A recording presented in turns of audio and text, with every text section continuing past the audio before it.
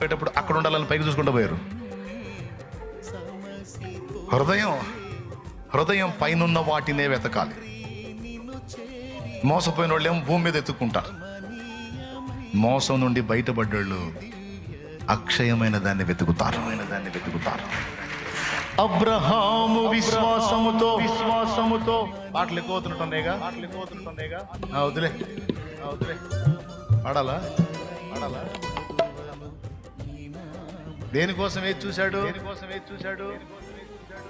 ఒక రాజుకు తగినంత ఐశ్వర్యవంతుడై ఉండి అందులో భోగాలు అనుభవించాల గుడారంలో బతికాడు.